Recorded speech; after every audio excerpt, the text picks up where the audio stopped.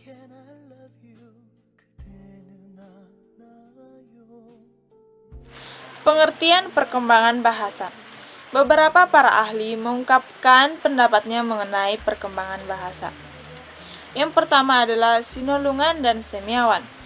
Bahasa merupakan media komunikasi yang digunakan untuk menyampaikan pesan, pendapat, perasaan, dan lain-lain dengan menggunakan simbol-simbol yang disepakati bersama, yang kemudian kata dirangkai berdasarkan urutan membentuk kalimat yang bermakna dan mengikuti aturan atau tata bahasa yang berlaku dalam suatu komunitas atau masyarakat. Yang kedua, Profesor Dr. Utami Munandar. Menurutnya, bahasa merupakan alat sosialisasi dan merupakan dasar perkembangan intelijensi. Yang ketiga, menurut Syamsu Yusuf, bahasa merupakan kemampuan untuk berkomunikasi dengan orang lain. Tercakup semua cara berkomunikasi, di mana pikiran dan perasaan dinyatakan dalam bentuk lambang atau simbol untuk mengungkapkan suatu pikiran seperti dengan menggunakan lisan, tulisan, isyarat, bilangan, lukisan, dan mimik wajah. Sesuai dengan fungsinya, bahasa merupakan alat komunikasi yang digunakan oleh seseorang dalam pergaulannya atau hubungannya dengan orang lain. Sejak seorang bayi mulai berkomunikasi dengan orang lain, sejak itu pula bahasa diperlukan. Perkembangan bahasa terkait dengan perkembangan kognitif, yang berarti faktor intelek atau kognisi sangat berpengaruh terhadap perkembangan kemampuan berbahasa. Bayi, tingkat intelektualnya belum berkembang dan masih sangat sederhana. Semakin bayi itu tumbuh dan berkembang, serta mulai mampu memahami lingkungan, maka bahasa mulai berkembang dari tingkat yang sangat sederhana menuju ke bahasa yang lebih kompleks. Perkembangan bahasa dipengaruhi oleh lingkungan, karena bahasa merupakan hasil belajar dari lingkungan. Anak atau bayi belajar bahasa seperti halnya belajar hal yang lain. Meniru dan mengulang hasil yang telah didapatkan merupakan cara belajar bahasa awal. Belajar bahasa yang sebenarnya baru dilakukan oleh anak berusia 6-7 tahun. Jadi, perkembangan bahasa adalah meningkatnya kemampuan penguasaan berkomunikasi, baik alat komunikasi dengan cara lisan, tertulis maupun menggunakan tanda-tanda dan isyarat. Mampu dan menguasai alat komunikasi di sini diartikan sebagai upaya seseorang untuk dapat memahami dan dipahami oleh orang lain. Ada beberapa bentuk bahasa yang dipergunakan dalam kehidupan sehari-hari. Yang pertama, bahasa lisan.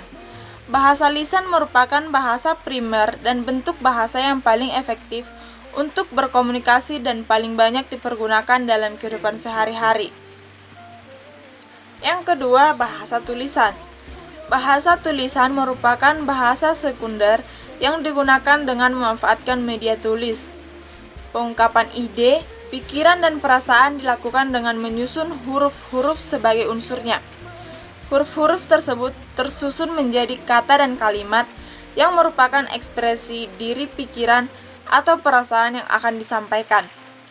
Dalam bahasa tulis, kelengkapan unsur tata bahasa seperti bentuk kata ataupun susunan kalimat, ketetapan pilihan kata, kebenaran penggunaan ejaan, dan penggunaan tanda baca digunakan untuk mengungkapkan ide yang dapat secara tepat dan benar ditangkap oleh pembaca, yaitu orang yang kita inginkan untuk menerima informasi tersebut. Yang ketiga adalah bahasa tubuh atau bahasa isyarat. Bahasa tubuh adalah cara seseorang berkomunikasi dengan mempergunakan bagian-bagian dari tubuh, yaitu melalui gerak isyarat, ekspresi wajah, sikap tubuh, langkah, serta gaya. Tapi bahasa tubuh atau bahasa isyarat dipergunakan secara sengaja oleh orang-orang tertentu yang memiliki keterbatasan dalam menggunakan bahasa lisan atau dalam situasi dan kondisi tertentu. Sebagaimana fungsi bahasa lain, bahasa tubuh juga merupakan ungkapan komunikasi yang paling nyata karena merupakan ekspresi perasaan serta keinginan terhadap tahap perkembangan bahasa. Ada aspek linguistik dasar yang bersifat universal. dalam otak manusia yang memungkinkan untuk menguasai bahasa tertentu. Sedangkan menurut kaum empiris yang dipelopori para penganut aliran behavioristik, memandang bahwa kemampuan berbahasa merupakan hasil belajar individu dalam interaksinya dengan lingkungannya. Penguasaan bahasa merupakan hasil dari penyatu paduan peristiwa-peristiwa linguistik yang diamati dan dialami selama masa perkembangannya. Menurut para penganut aliran behavioristik, penggunaan bahasa merupakan asosiasi yang berbentuk melalui proses pengondisian klasik, pengondisian operan, dan belajar sosial. Secara umum, perkembangan keterampilan berbahasa pada individu menurut Berg tahun 1989 dapat dibagi ke dalam 4 komponen. Yang pertama fonologi, yang kedua semantik, yang ketiga tata bahasa, dan yang keempat adalah pragmatik. Dilihat dari perkembangan umur kronologis yang dikaitkan dengan perkembangan kemampuan berbahasa individu, tahapan perkembangan bahasa dapat dibedakan ke dalam tahap-tahap. Yang pertama, tahap pralinguistik atau meraban, terjadi pada umur 3 bulan sampai umur 1 tahun. Pada tahap ini, anak mengeluarkan bunyi ajuran dalam bentuk ocehan yang mempunyai fungsi komunikatif. Pada umur ini, anak mengeluarkan berbagai bunyi ujaran sebagai reaksi terhadap orang lain yang ada di sekitarnya sebagai upaya mencari kontak verbal. Yang kedua, tahap holofrastik atau kalimat satu kata, terjadi pada umur 1 tahun sampai 1 tahun 8 bulan. Pada usia sekitar 1 tahun, anak mulai mengucapkan kata-kata. Satu kata yang diucapkan oleh anak-anak harus dipandang sebagai suatu kalimat penuh, mencakup aspek intelektual maupun emosional sebagai cara untuk menyatakan mau tidaknya terhadap sesuatu. Yang ketiga, tahap kalimat 2 kata, terjadi pada umur 1 tahun 6 bulan sampai umur 2 tahun. Pada tahap ini, anak mulai memiliki banyak kemungkinan untuk menyatakan kemauannya dan berkomunikasi dengan menggunakan kalimat sederhana yang disebut dengan istilah kalimat 2 kata yang dirangkai secara tepat. Yang keempat, tahap pengembangan tata bahasa awal terjadi pada umur 2 tahun sampai umur 5 tahun. Pada tahap ini, anak mulai mengembangkan tata bahasa. Panjang kalimat mulai bertambah, ucapan-ucapan yang dihasilkan semakin kompleks, dan mulai menggunakan kata jamak. Penambahan dan pengayaan terhadap sejumlah dan tipe kata secara berangsur-angsur meningkat sejalan dengan kemajuan dalam kematangan perkembangan anak. Yang kelima adalah tahap pengembangan tata bahasa lanjutan terjadi pada umur 5-10 tahun. Pada tahap ini, anak semakin mampu mengembangkan struktur tata bahasa yang lebih kompleks lagi, serta mampu melibatkan gabungan kalimat-kalimat sederhana dengan komplementasi, relativasi, dan konjungsi. Perbaikan dan penghalusan yang dilakukan pada periode ini mencakup belajar mengenai berbagai kekecualian dari keteraturan tata bahasa dan fonologis dalam bahasa terkait. Dan yang terakhir adalah tahap kompetensi lengkap, terjadi pada umur 11 tahun sampai dewasa. Pada akhir masa kanak-kanak, perbendaharaan kata terus meningkat, gaya bahasa mengalami perubahan, dan semakin lancar serta fasih dalam berkomunikasi. Keterampilan dan performansi tata bahasa terus berkembang ke arah tercapainya kompetensi berbahasa secara lengkap sebagai perwujudan dari kompetensi komunikasi.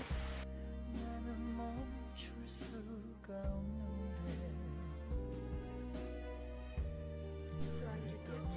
Karakteristik perkembangan bahasa remaja. Perkembangan bahasa remaja dapat disebabkan oleh keluarga, sekolah, pergaulan sebaya, dan lingkungan tempat tinggal. Pengaruh lingkungan yang berbeda antara keluarga, masyarakat, dan sekolah dalam perkembangan bahasa akan menyebabkan perbedaan antara anak yang satu dengan yang lain. Hal ini ditunjukkan oleh pilihan dan penggunaan kosakata remaja tersebut. D. Faktor-faktor yang mempengaruhi perkembangan bahasa anak. Yang pertama ada umur anak. Bahasa bahasa seseorang akan berkembang sejalan dengan pertambahan pengalaman dan kebutuhannya. Faktor fisik ikut mempengaruhi sehubungan semakin sempurnanya pertumbuhan organ bicara, kerja otot-otot untuk melakukan gerakan-gerakan dan isyarat. 2. Kondisi lingkungan. Kondisi lingkungan tempat anak tumbuh dan berkembang memberi andil untuk cukup besar dalam berbahasa. Perkembangan bahasa di lingkungan perkotaan akan berbeda dengan di lingkungan perdesaan. Begitu pula perkembangan bahasa di daerah pantai, pegunungan, dan daerah-daerah terpencil menunjukkan perbedaan. Pada dasarnya, bahasa dipelajari dari lingkungan. Lingkungan yang dimaksud termasuk lingkungan pergaulan dalam kelompok, seperti kelompok bermain, kelompok belajar, kelompok kerja, dan kelompok sosial lainnya. Yang ketiga, kecerdasan anak. Untuk meniru bunyi atau suara, gerakan, dan mengenal tanda-tanda memerlukan kemampuan motorik yang baik, kemampuan intelektual atau tingkat berpikir. 4. Status sosial ekonomi keluarga. Keluarga yang berstatus sosial ekonomi baik akan mampu menyediakan situasi yang baik bagi perkembangan bahasa anak-anak dengan anggota keluarganya daripada keluarga yang berstatus sosial ekonomi rendah. Hal ini tampak perbedaan perkembangan bahasa bagi anak yang hidup di dalam keluarga terdidik dan tidak terdidik. Dengan kata lain, pendidikan keluarga berpengaruh terhadap perkembangan bahasa. Yang kelima, kondisi fisik. Kondisi fisik di sini yang dimaksud adalah kesehatan anak. Seseorang yang cacat yang terganggu kemampuannya untuk berkomunikasi seperti bisu, tuli, gagap, dan organ suara tidak sempurna akan mengganggu perkembangan bahasa. Perbedaan individual dalam kemampuan dan perkembangan bahasa. Menurut Chomsky dan kawan-kawan, anak dilahirkan ke dunia telah memiliki kapasitas berbahasa. Akan tetapi, seperti dalam bidang yang lain, faktor lingkungan akan mengambil peranan yang cukup menonjol mempengaruhi perkembangan bahasa anak tersebut.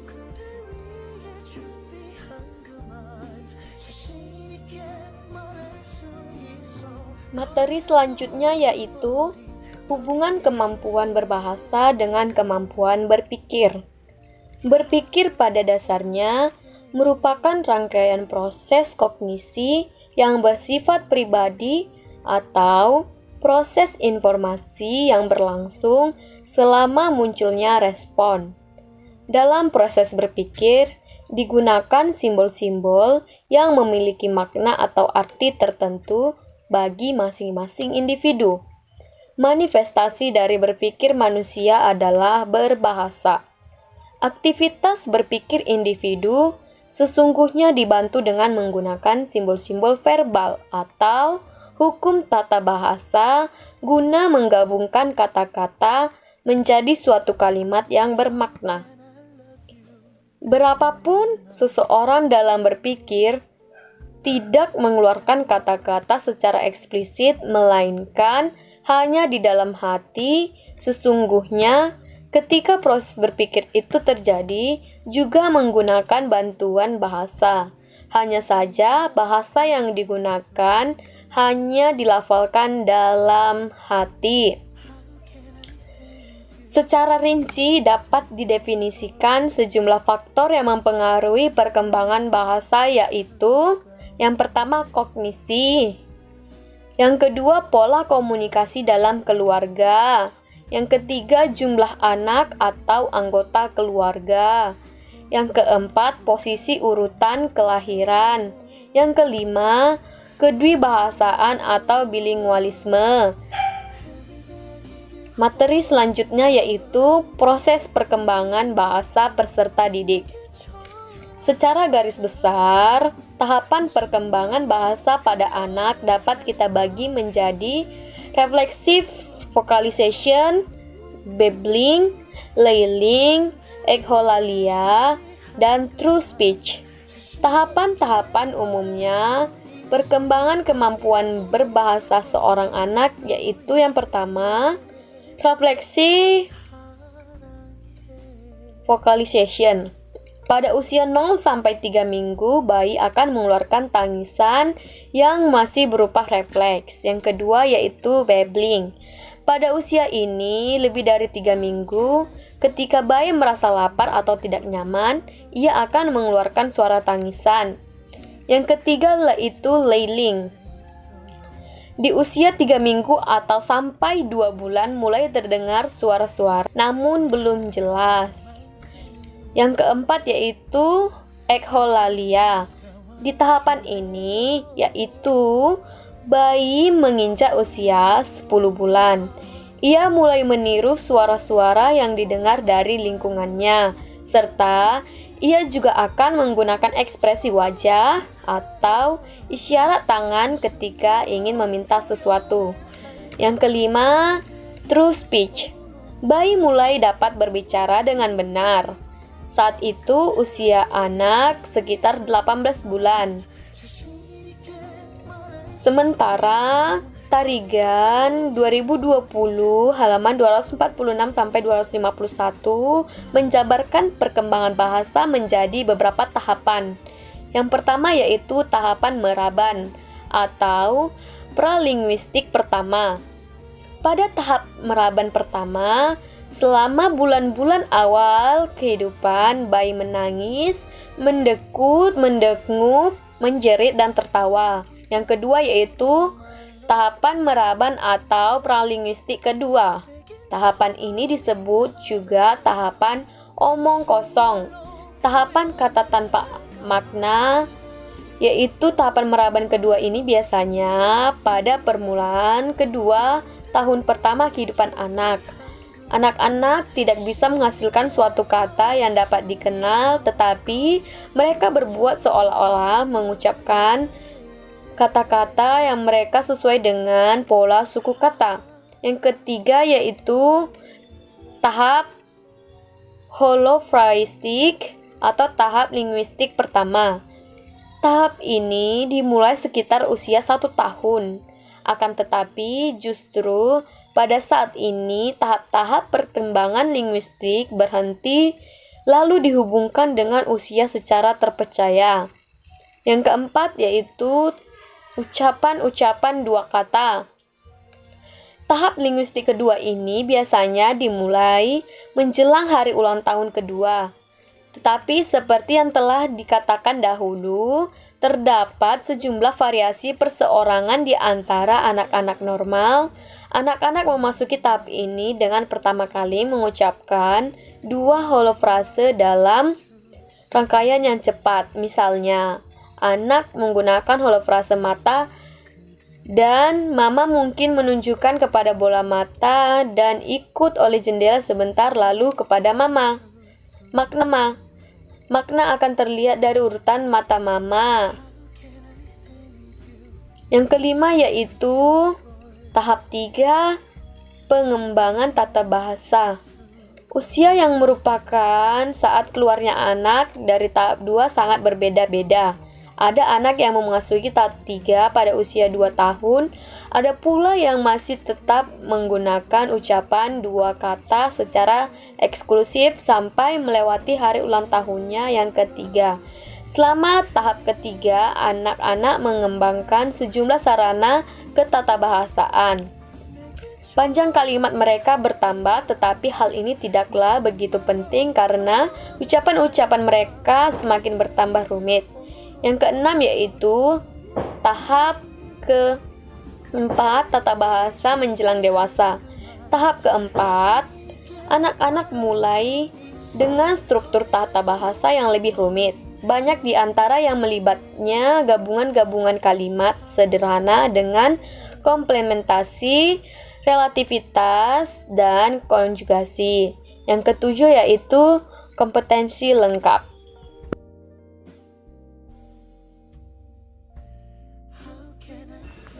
Halo semuanya, sekarang kita sampai pada salah satu pembahasan yakni hambatan perkembangan bahasa pada anak. Dalam setiap perkembangan tentu ada hambatan yang dialami. Sebagai proses perkembangan tentu hambatan ini normal untuk ditemui. Keterlambatan berbicara tidak hanya mempengaruhi penyesuaian akademis dan pribadi anak. Pengaruh yang paling serius adalah terhadap kemampuan membaca pada awal masuk sekolah. Banyak penyebab keterlambatan bicara pada anak. Salah satu penyebabnya tidak diragukan lagi paling umum dan paling serius adalah ketidakmampuan mendorong atau memotivasi anak berbicara, bahkan pada saat anak mulai berceloteh di usia yang sangat dini. Apabila anak tidak diberikan rangsangan atau stimulasi berupa dorongan untuk berceloteh, hal ini akan menghambat penggunaan di dalam berbahasa atau kosakata yang baik dan benar. Nah, kekurangan dorongan tersebut merupakan penyebab serius keterlambatan berbicara anak. Anak-anak dari golongan yang lebih atau menengah dalam segi motivasi atau dorongan yang diberikan oleh orang tuanya ingin sekali menyuruh mereka belajar berbicara lebih awal dan lebih baik. Sangat kurang kemungkinannya mengalami keterlambatan berbicara pada anak. Sedangkan anak yang berasal dari golongan yang lebih rendah, yang orang tuanya tidak mampu memberikan dorongan tersebut bagi mereka, baik dari segi alasan kekurangan waktu atau karena mereka tidak menyadari betapa pentingnya suatu perkembangan berbicara pada anak didik tersebut. Nah, gangguan atau bahaya di dalam perkembangan berbicara pada anak yaitu 1. Kelemahan berbicara atau pengumpulan kosakata. 2. Lamban mengembangkan mengembangkan suatu bahasa atau di dalam berbicara. 3. Seringkali berbicara yang tidak teratur. 4. Tidak konsentrasi dalam menerima suatu kata atau bahasa dari orang tua atau guru. Perkembangan berbicara merupakan suatu proses yang sangat sulit dan rumit. Terdapat beberapa kendala yang sering kali dialami oleh anak, antara lain anak cengeng. Anak yang sering kali menangis dengan berlebihan dapat menimbulkan gangguan pada fisik maupun psikisnya. Dari segi fisik, dia akan lelah karena terus-menerus menangis dalam jangka waktu yang terbilang panjang. Dalam segi psikis, dia akan merasa dia tidak dicintai karena normal saja. Bila anak yang cengeng yang terus-menerus menangis akan menjadi gangguan. Nada tanggapan pada anak yang cengeng dan terus menangis ini selalu bernada negatif, karena selalu kita temui bahwa tangisan anak menjadi gangguan yang luar biasa menjengkelkan pada banyak kesempatan. Nah, ini diterima oleh orang tua, sehingga orang tua merasa bahwa ini merugikan posisinya, sehingga dia tidak memberikan support yang baik terhadap anaknya dalam mengembangkan bahasanya. Nah, yang kedua, anak sulit memahami isi pembicaraan orang lain. Seringkali anak tidak dapat memahami isi pembicaraan orang tua atau anggota keluarga lain. Hal ini disebabkan kurangnya perbendaharaan kata pada anak. Di samping itu juga dikarenakan orang tua seringkali berbicara sangat cepat dan menggunakan kata-kata yang belum dikenal sama sekali oleh anak. Bagi keluarga yang menggunakan dua bahasa atau bilingual dalam rumah, anak akan lebih banyak mengalami kesulitan untuk memahami pembicaraan orang tuanya atau saudaranya yang tinggal dalam satu rumah. Orang tua hendaknya selalu berusaha mencari penyebab kesulitan anak dalam memahami pembicaraan tersebut, agar dapat memperbaiki atau membetulkan apabila anak kurang mengerti dan bahkan salah menginterpretasikan suatu pembicaraan. Sekian untuk subbab ini. Terima kasih atas perhatiannya. Pada subbab pembahasan berikutnya, kita akan membahas upaya pengembangan bahasa dan implikasinya sebagai pendidikan yang akan dibawakan oleh saya. Sekian dari saya untuk saat ini. Terima kasih. Kembali dengan saya. Kali ini kita akan melanjutkan pembahasan mengenai upaya pengembangan bahasa dan implikasinya bagi pendidikan.